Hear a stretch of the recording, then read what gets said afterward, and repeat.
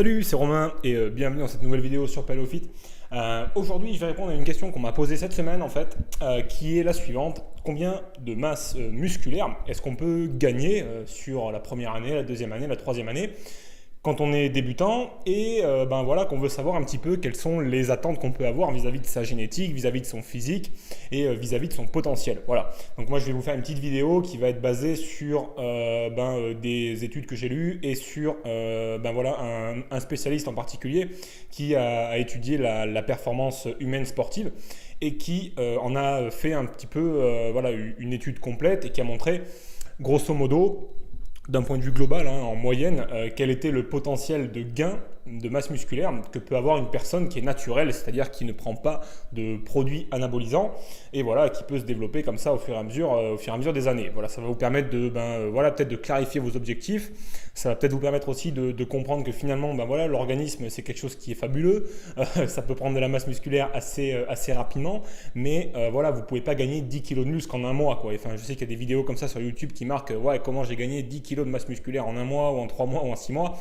C'est clairement pas possible. Ça, c'est des attentes envers votre organisme qui sont beaucoup trop élevées et qui vous bercent un petit peu d'illusions.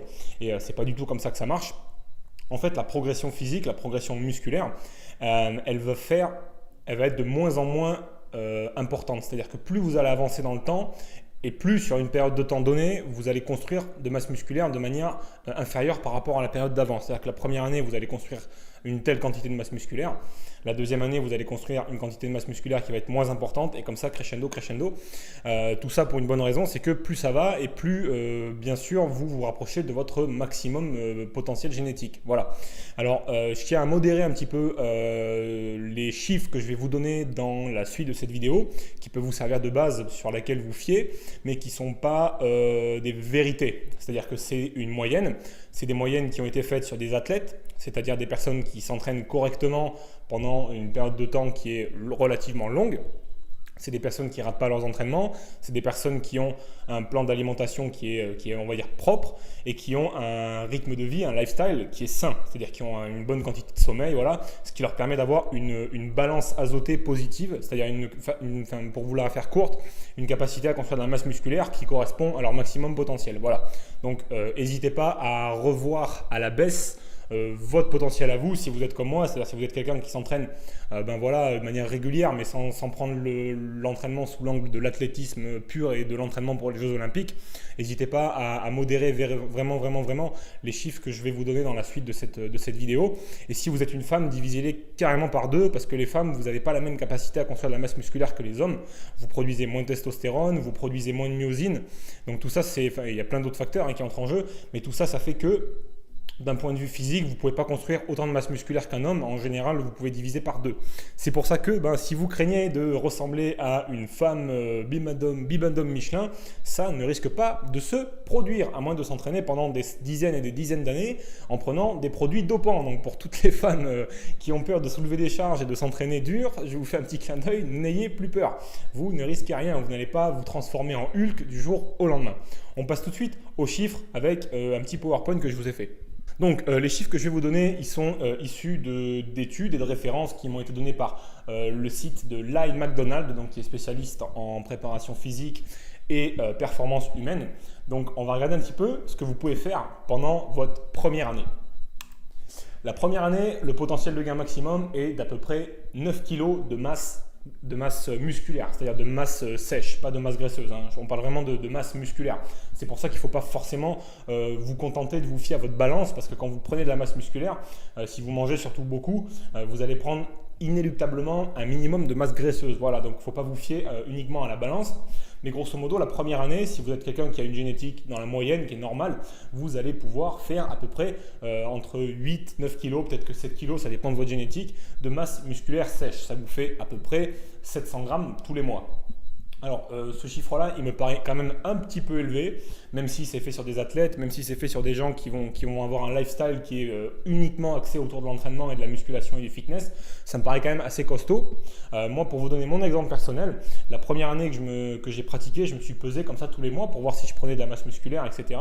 Et je prenais à peu près entre 5 et 600 grammes tous les mois. La deuxième année, on voit que ça se divise par 2. C'est ce que je vous avais dit tout à l'heure, c'est que le potentiel de masse musculaire, il décroît au fil des années. Il suit en fait une courbe de logarithme népérien. En fait, c'est une courbe de progression qui est pas toujours en progression constante. Sinon, ce serait trop facile. On prendrait des performances physiques toute l'année, durant toute notre vie, sans se poser de questions. On progresserait de manière continuelle. Sauf que ça fonctionne pas comme ça. Plus ça va et plus on a tendance à à faire moins de performances que ce qu'on a pu faire sur la période d'avant. Voilà. L'année numéro 3, ça se redivise encore par 2. On passe uniquement à 2,2 kg de masse musculaire par an. Ensuite, on passe à la 4e année et là, on voit qu'on commence à aller chercher les petits détails. On ne peut plus prendre qu'à peu près 1 kg de masse musculaire par an. Ça fait pas beaucoup, ça fait 80 grammes par mois. 80 grammes par mois en allant s'entraîner régulièrement. Et 80 grammes, c'est vraiment pas grand chose, quoi. C'est même pas un steak haché réparti sur votre corps entier. Voilà. Donc ça vous donne une idée en fait de combien de masse musculaire est-ce que vous pouvez penser gagner. Ça vous permet aussi de voir que il ne faut pas écouter tout ce qu'on voit dans les vidéos YouTube, à savoir les transformations miraculeuses, les gains de masse musculaire hyper démentiels, parce que c'est pas possible à moins de prendre des produits anabolisants comme des stéroïdes, des hormones de croissance, etc. Donc laissez faire la nature, donnez-vous surtout du temps et n'oubliez pas que c'est la règle des 20-80 qui s'applique ici, c'est-à-dire que la règle des 20-80 c'est une loi économique qui s'applique à tous les domaines de la vie et qui nous dit que 20% du temps que l'on passe à faire quelque chose nous amène 80% des résultats. Et c'est exactement vrai en musculation quand on veut développer sa masse musculaire.